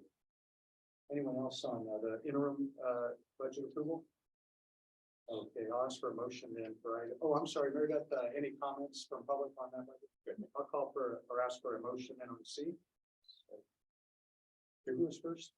Davis first? Yeah. Okay, then a second, Brett second, and then we'll go, roll call down the line, David? Yep. And Molly? Doug is a yes, Brett? And Aye. Helen, and Aye. thank you. That's item C. Item D, the board is considering approval of a 2023-2024 pay scale that would be consistent or matching Irvine's published pay scale. Dr. Bean, you may want to share with us some of your feelings about the necessity for retention, how this plays in, consistency. It is in harmony with what we've done in past years or the past year, but every year's new. And so tell us a little bit about your thinking, if you would, and we'll entertain some feedback. Yes, we try to align ourselves with many things that IUSD does, just because that's what our stakeholders are used to, right? Like calendar, salary schedule. That's the first assumption. The second assumption is that to retain teachers, we need to be competitive. And Irvine is one of those areas in which we try to get our teachers. And so at least around this area, we want to be competitive. Third thing is that Irvine Unified did just negotiate for this year's salary to be increased by 9% through their union. And so if you compare then their new Irvine's new salary schedule with our current salary schedule, you see that we are short in many of the columns, you know, around $5,000-6,000. So I would like the board to discuss, we don't need to necessarily approve it today, but at least discuss so that Delano and I can do an analysis on the financial impact of making our salary schedule match Irvine Unified's 9% increase.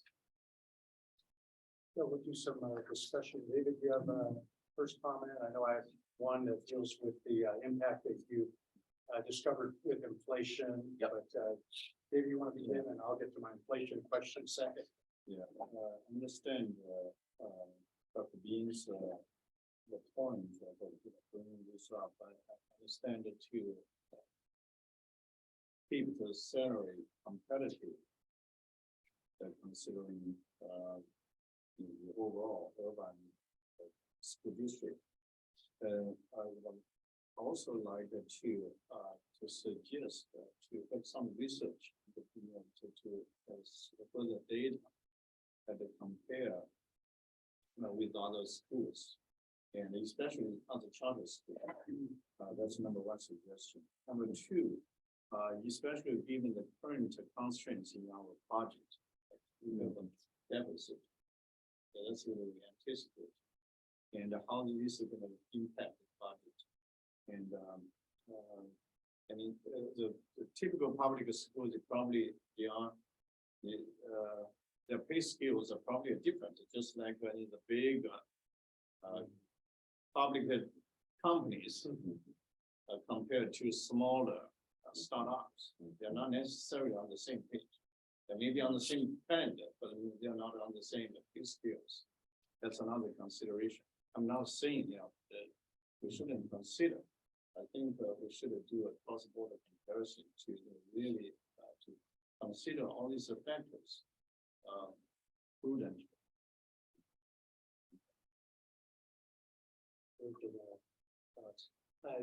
Mine is a little different. Without revealing any one conversation, have you picked up pressure that our staff are feeling because of inflation being at or around 7% last year and a half? Yeah, that's actually how I found this, because of many of my teachers are feeling that pain. And then they did research and said, hey, Dr. Green, did you know that these other districts have increased their payroll because of that? And that's what Irvine did. And so that's why I brought it up. That's exactly why I brought it up, because teachers probably some media change. Is that a 9%, the average across the board? Yes, 9% average across their salary schedule. Is Everyone. Irvine Unified, yeah. Each step. Isn't that interesting if you think about if inflation is truly 7%, it reflects a 2% pay increase. Right. Effective. I mean, it's 9% in real dollars, but it's 2% effective. Kind of sad.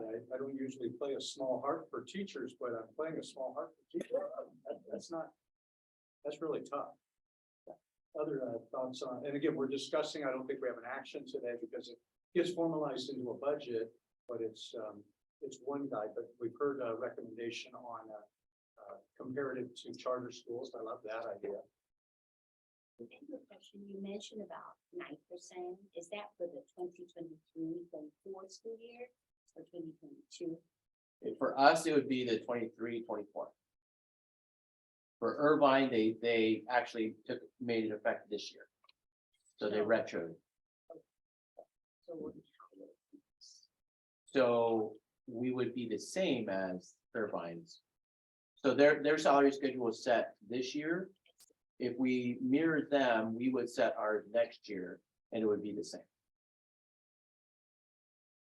I agree to check on the charter. I know, from my school district, I mean, it took us 3 years to get to 6%. Wow. And then we still have the, you know, the negotiation this next year, they're gonna come back again. They'll agree with certain things. So charter school might be different, so.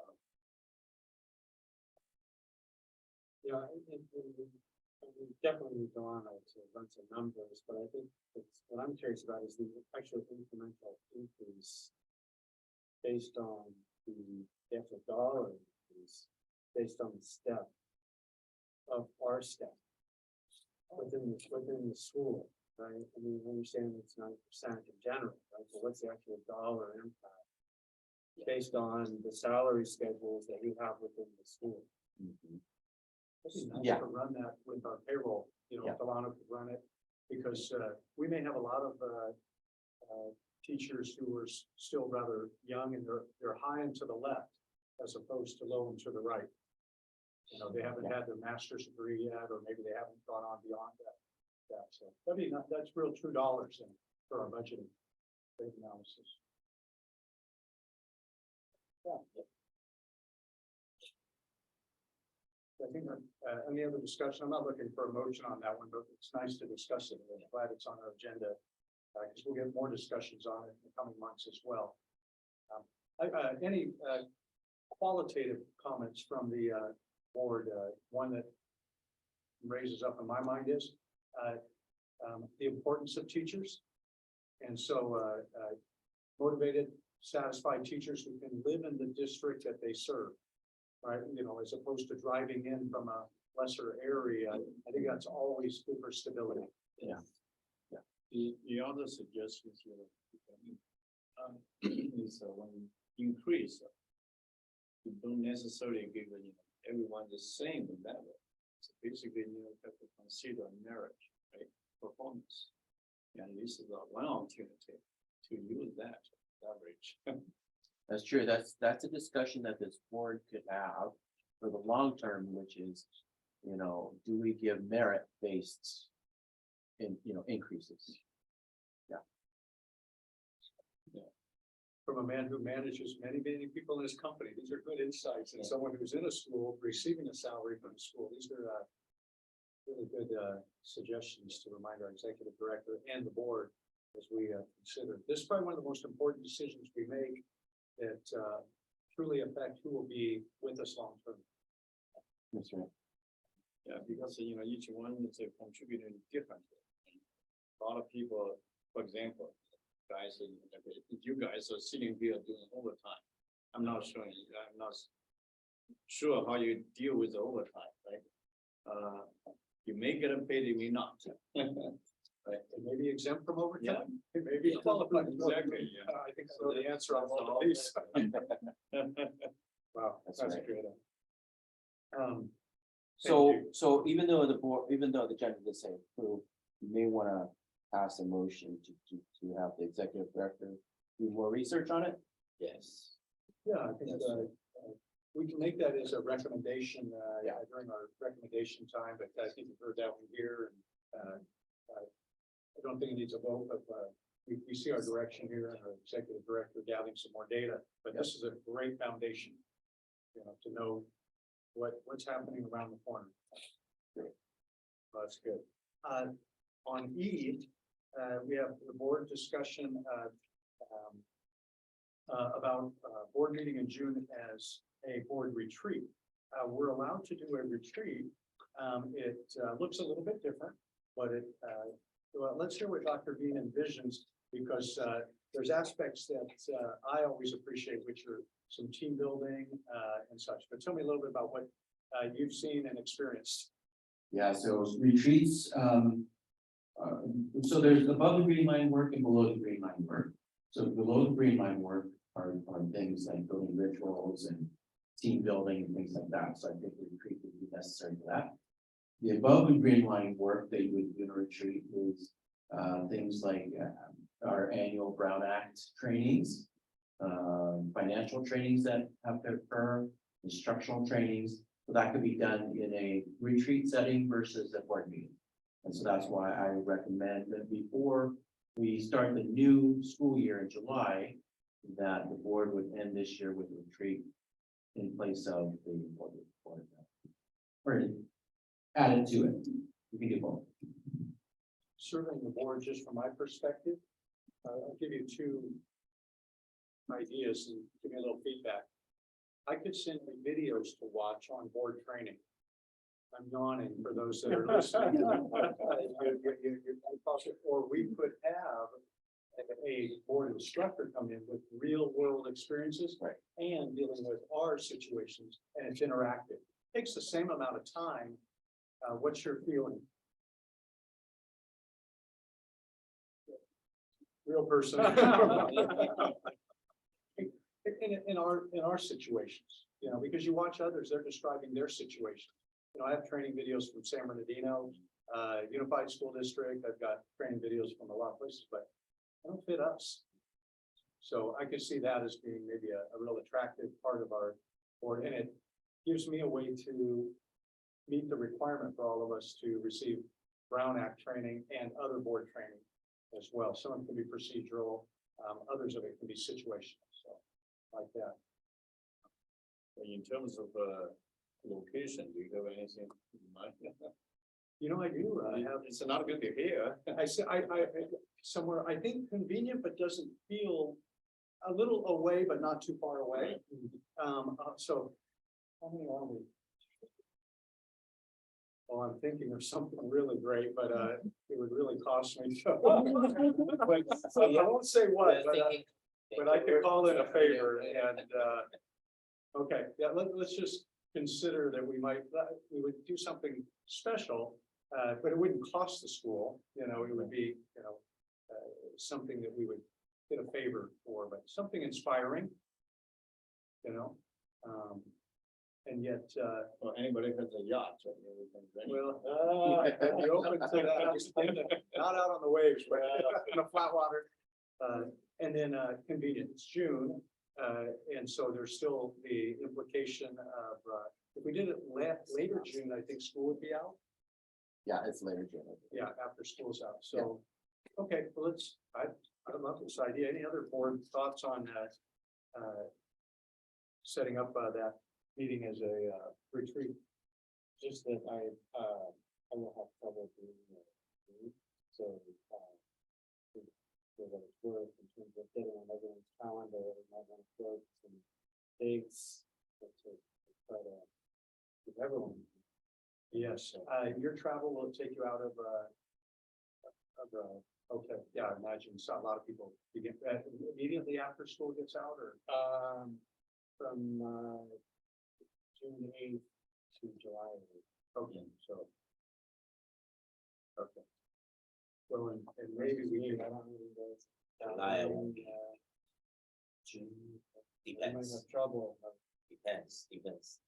But you know, if you set a day out, okay, we'll start the loading the dates and it's not the same, but it's, you know, even though you're traveling, maybe we zoom at a time when you'd normally be sleeping. Yeah. And it's not too bad for, it's bad for the rest of your family, but you'll be in the other room, you know.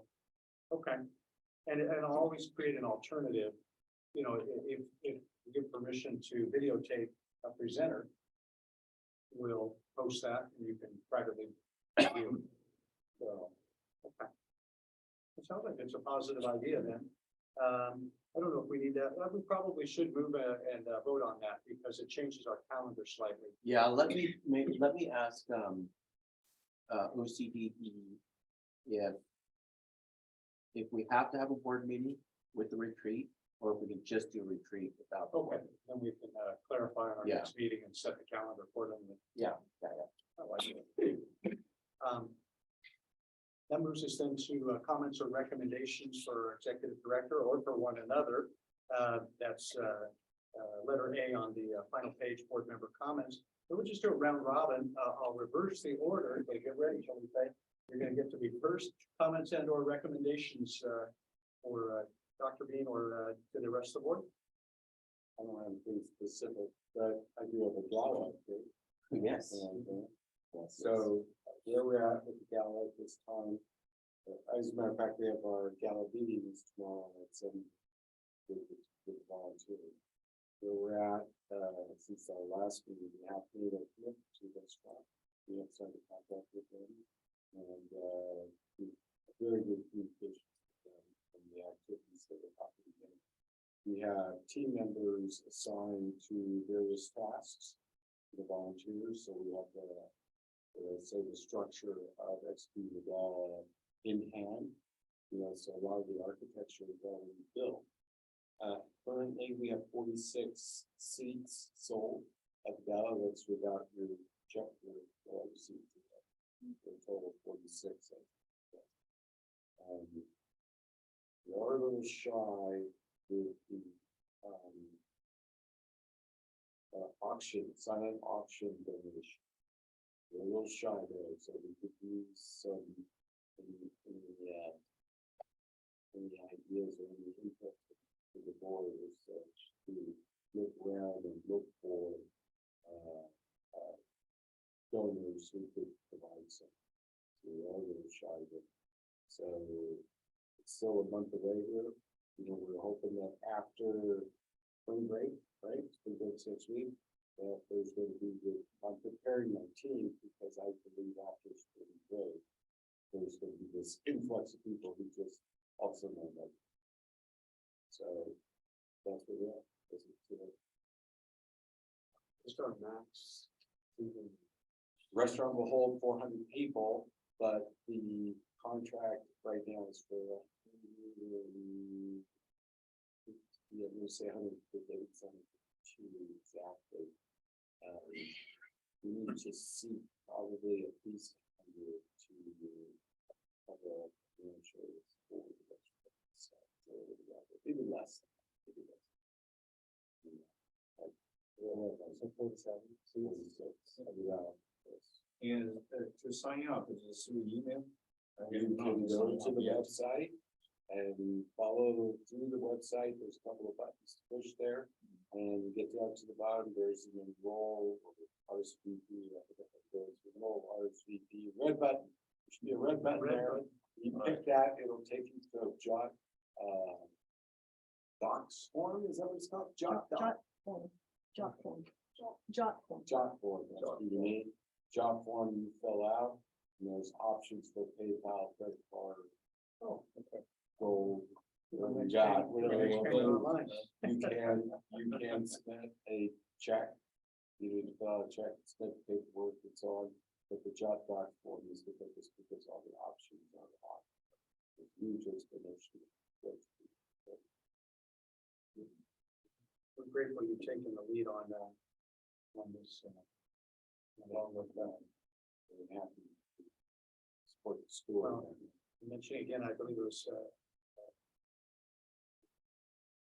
Larry and Helen Hogue that offered the matching grant capability to double the effectiveness. So Yeah, and that's really important. I'm glad that you mentioned that because that is one particular item that I think I haven't promoted enough. Is that every dollar that we collect is matched.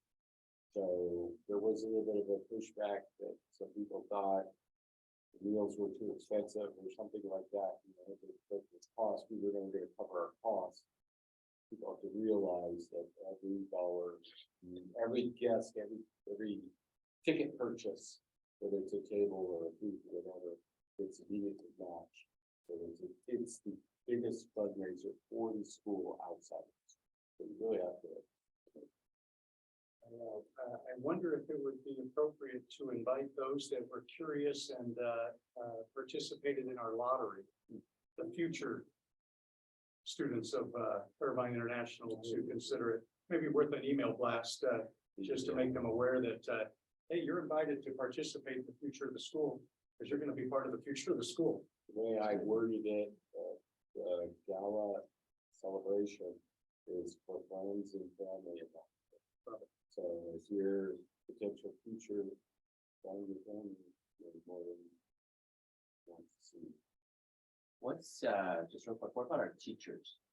How do we get a ticket for them? The,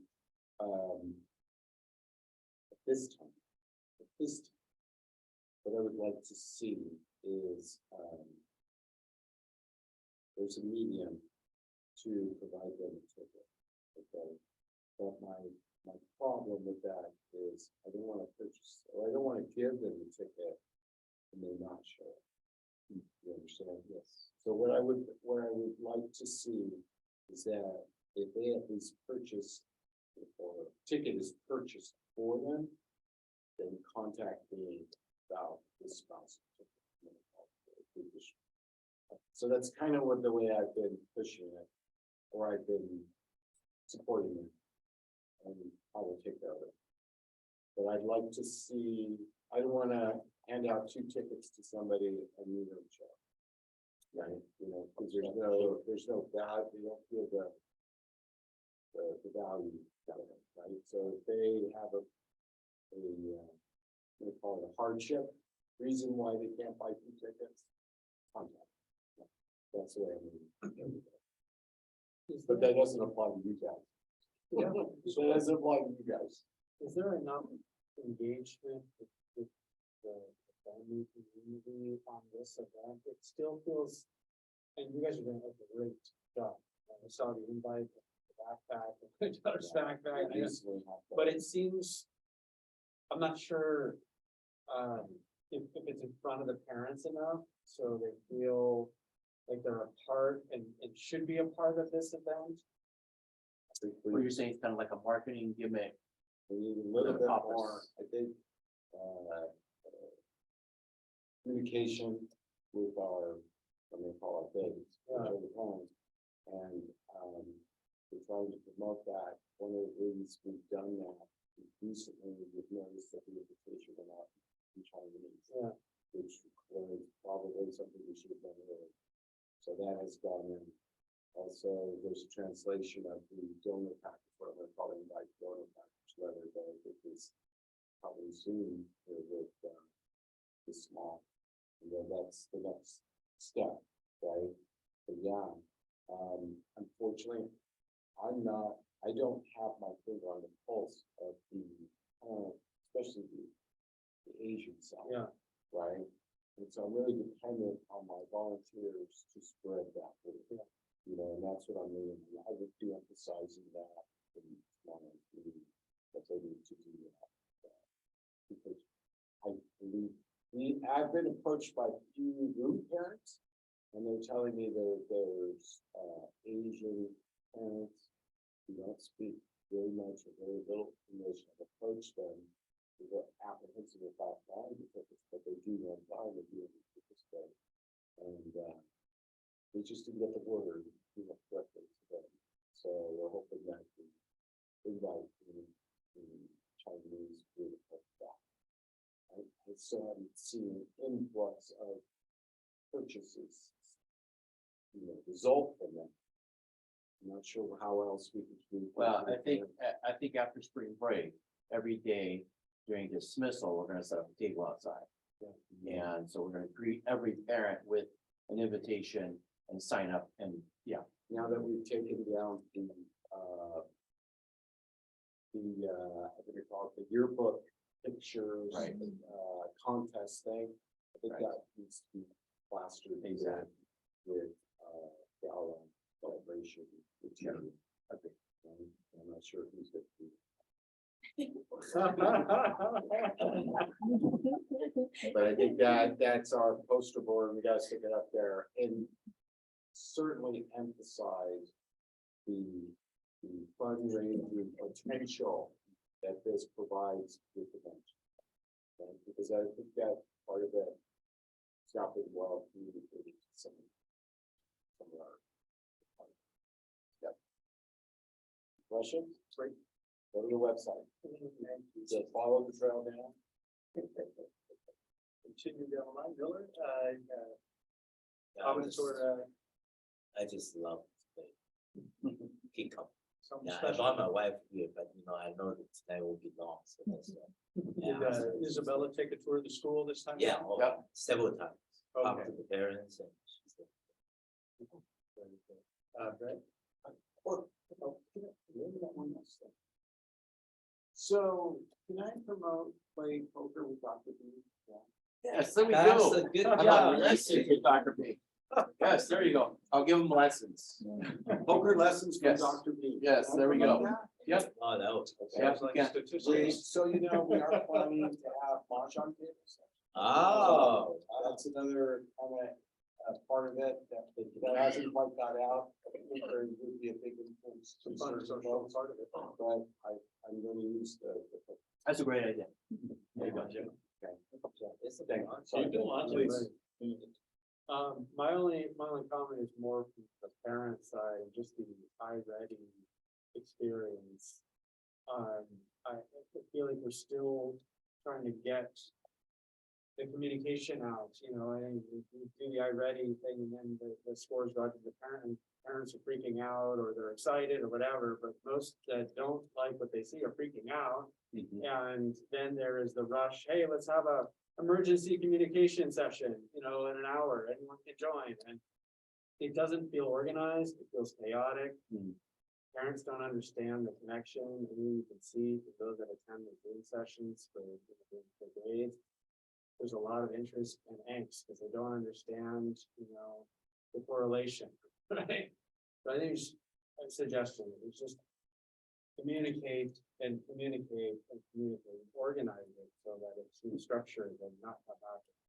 No, I agree. That's why we're gonna hire a director of curriculum instruction and assessment to organize all that.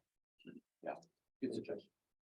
I think I've already made about a dozen positive comments, so I'll just let those stand and I'll move on to Molly. Just, looking at the result of the survey. I'm just so proud of the school. I wasn't here last year, but we did good. That it's amazing. And thank you. As you mentioned, you started with the teacher observation. Teacher. groups. And David. Yeah, well, obviously, we make a, very, significant progress in terms of enrollment and, also the enhancement of the quality of the education. As manifested by the test scores, the national average. I feel very positive, very good about it. There's certain areas, if I have some questions, not necessarily some suggestions or comments. If we have 358 seats next out, okay, do we have a plan ahead to go above and beyond that? Do we have a roadmap, a strategy that goes above that for the year to come? Are we going to have a middle school classes? Now you can sort of what's the plan? That's the one. Secondly, if we are maxed out at that 368, it doesn't necessarily mean we stop arguing and grinding. So we still need to continue to enhance the brand. As the general community will apply, specifically, we need to stress the strong areas that distinguish or differentiate our away from the rest of YUSD schools. Particularly math and science, which is a strong selling point to, especially to the Asian. So that's my suggestion. Thirdly, in taking a look at the budget, I'm a little bit concerned about the budget. I know we're gonna weather through this. We're gonna take, whatever it means. Bridge loan, high interest rate, so give us some suggestions, and maybe we should be very, very mindful in managing, trying to manage the budget. That's and especially when you're charging double digit, considering. I'm not saying that's gonna be the case, right? Hopefully we can work with some of the banks and to get a competitive rates. But you can, any bank can charge you double digit, that's gonna put us at a very stringent condition. That's why I'm saying, especially when we borrow money to make a payment. And that's my comment. Very good. Suggestions. I know Mary Beth capturing all these notes. So. Just great, great breadth of insight from everybody. I'm really grateful for those. It's a fantastic school. There's always challenges, but to get that kind of insight and where to focus is really great. Couldn't ask for more from the board. Thank you, board. Finally, just printed for us. It's the next board meeting scheduled Tuesday, April 18th. May's meeting would be May 23rd, which happens to be my daughter's birthday. Great. Going back this, we'll go to dinner on a weekend. And then we're still in flux on the June 20th date. We're gonna float some dates because it could be a board retreat. So there we go. Ask for a motion to adjourn our meeting. Motion to adjourn. Thank you, Miller, and a second. And Brett is second, going from left to right, David? Yes. And Molly? Yes. Doug is a yes, and Brett? Miller? Yay. Anthony Bag? Yeah. All right, thank you, Mary Beth, Sai for staying with us the entire time. We'll let Thank you. Thank you, guys. Go back. I'm gonna go back.